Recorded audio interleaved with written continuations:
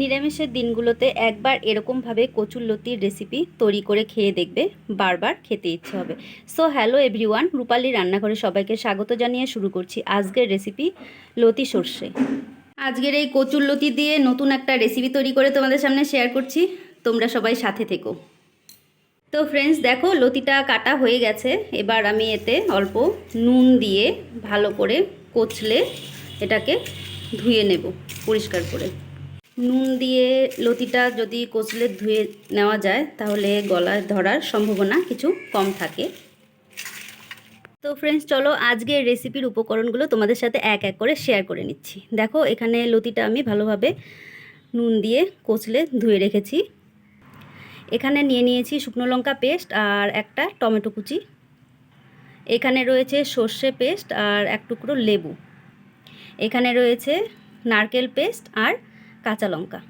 আজকের রেসিপিটা মাটির উনুনে হবে। তো তোমাদের কার কার মাটির উনুনে রান্না করতে ভালো লাগে অবশ্যই কিন্তু কমেন্টে জানাবে। আমি লতিটাতে নুন দিয়ে দিচ্ছি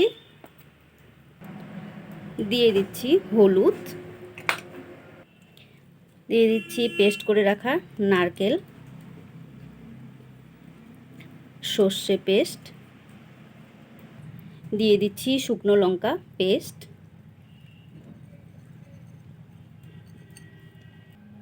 টমেটো কুচি, গোটা কয়েকটা কাঁচা লঙ্কা আর অল্প লেবুর রস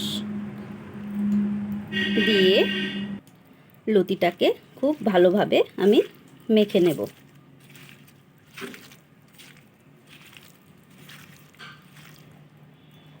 সর্ষের তেলটা দিতে আমি ভুলে গেছিলাম, এবার একটু সর্ষের তেল দিয়ে নিচ্ছি। দিয়ে খুব ভালোভাবে লতিটা মেখে তারপর আমি ভাপে বসাবো। দিয়ে দিচ্ছি কড়াইয়ে সামান্য পরিমাণ তেল। ফোড়নের জন্য দিয়ে দিচ্ছি কয়েকটু কালো জিরে। এবার আমি কচুরলতিটা উপর থেকে দিয়ে দিচ্ছি।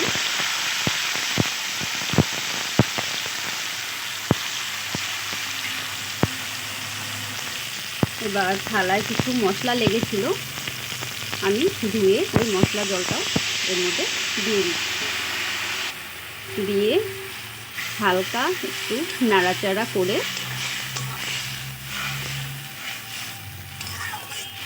আমি 10 মিনিটের জন্য ঢাকা দিয়ে দিচ্ছি। 10 মিনিট হয়ে গেছে, আমি এবার ঢাকা খুলে দেখে নিচ্ছি। মোটামুটি হয়ে গেছে। মাটির উনুনে রান্না খেতে কার কার ভালো লাগে অবশ্যই কমেন্টে জানিও। এবার ওপর থেকে অল্প সর্ষের তেল ছড়িয়ে রেসিপিটা নামিয়ে নেব, নামিয়ে সার্ভ করে নেব। তো তোমরা কে কোথা থেকে আমার এই রেসিপি দেখছো অবশ্যই কমেন্টে জানিও। আর এরকমভাবে তোমরাও বাড়িতে একবার ট্রাই করে দেখো, আশা করি ভালো লাগবে। আজকে লতি সর্ষে রেসিপি হয়ে গেছে, আমি সার্ভ করে নিয়েছি। রেসিপিটি তোমাদের কেমন লাগলো অবশ্যই জানাবে। ভালো লাগলে লাইক কমেন্ট শেয়ার করে অন্যদেরকেও দেখার সুযোগ করে দেবে। আজকের মতো এই পর্যন্তই। নেক্সট কোনো দিন অন্য কোনো রেসিপি নিয়ে তোমাদের সামনে হাজির হব। সবাই সুস্থ থেকো, ভালো থেকো, নমস্কার।